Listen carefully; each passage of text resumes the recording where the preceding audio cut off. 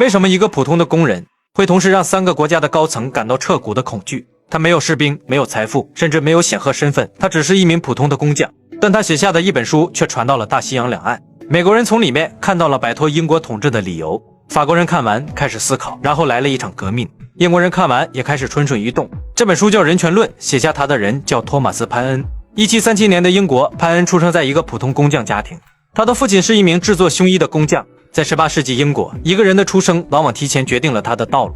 贵族的孩子学习如何管理财富，商人的孩子学习如何扩大生意，而工匠的孩子大多数时候只需要学会一门手艺，然后接受自己的命运。潘恩也走上了这条路，但潘恩接受了普通基础教育，年轻时进入当地学校学习读写和基础知识。后来他离开学校，跟随父亲学习胸衣制作。潘恩不仅学习手艺，也喜欢阅读和思考。他接触过科学、政治方面的书籍，这在18世纪英国一个普通工匠身上并不常见。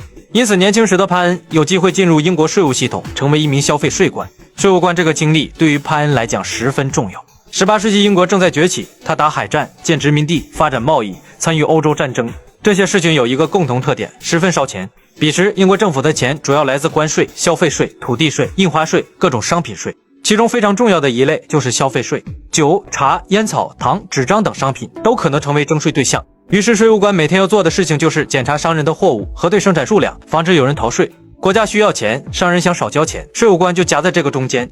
也正是在这个位置上，潘恩第一次看见了一个现实，国家并不是一个遥远的王宫，它会通过税收进入每一个普通人的生活。一个商人的成本会因为税改变，一个工人的生活会因为价格上涨改变。一条政策从议会里的文件到普通人的餐桌，中间要经过无数人的生活，而站在中间的潘恩看见了这个过程。1774年，潘恩遇到了一个叫本杰明·富兰克林的小伙子，富兰克林建议他前往北美。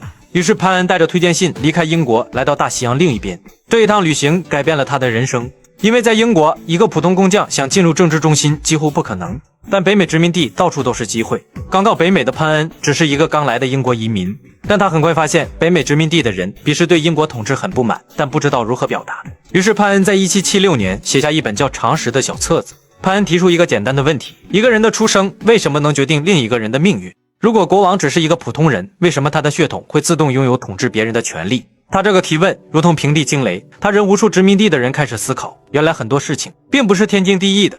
潘恩说，英国国王不是上帝选中的，君主制度不是天然合理的。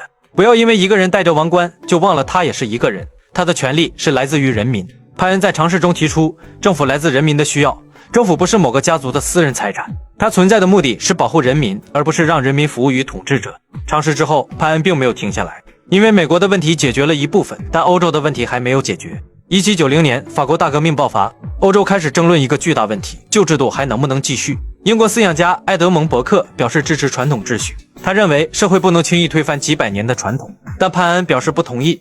1791年，他写下《人权论》，潘恩提出，权力不是国王赏赐的，权力是属于人本身的。这句话对当时的普通劳动者冲击非常大，因为18世纪英国社会有一个根深蒂固的观念，政治是有财产人的事情，没有土地，没有财富，就没有足够资格参与国家事务。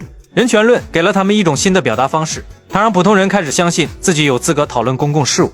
而马克思后来继续追问了潘恩留下的问题，潘恩关注的是普通人有没有政治权利，马克思进一步追问，即使拥有政治权利，普通人在经济关系中是否真正自由？所以潘恩打开的是政治大门，而马克思打开的是一个关于生产资料的大门。潘恩的逻辑终点大概是，只要普选权到手，代议制公平，工人就能通过议会立法改善命运。但马克思看到的是更深层次的。马克思认为，即使工人有选举权，能投票，能结社，能当议员，只要他不掌握生产资料，他在市场上和资本家自由签约的那一刻就已经是不自由的。1790年代，人权论开始在英国传播，工匠、改革者、激进团体开始阅读。1792年，伦敦通讯会成立，这个通讯社的人都是普通劳动者组成。他们提出，普通成年男子应该拥有选举权，议会应该更加代表人民。由于潘恩的人权论影响力实在太大，潘恩本人很快被英国政府追查，于是潘恩逃到了法国。1792年，他被选入法国国民议会。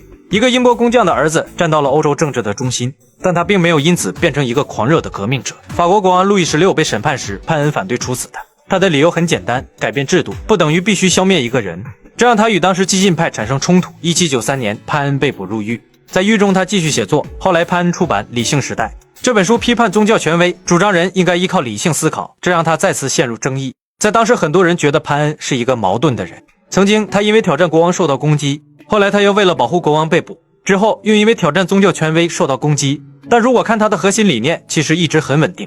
潘恩反对的不是某一个国王、某一种宗教或者某一个团体，而是一种权威。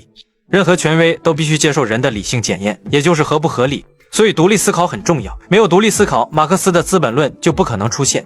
因为马克思是跳出了前人各自困在里面的框架，一个一个跨出来，最后站在框架外面重新看世界。潘恩的书籍也是同理，跳出了君主制的框架，但这一切都要建立在理性之上。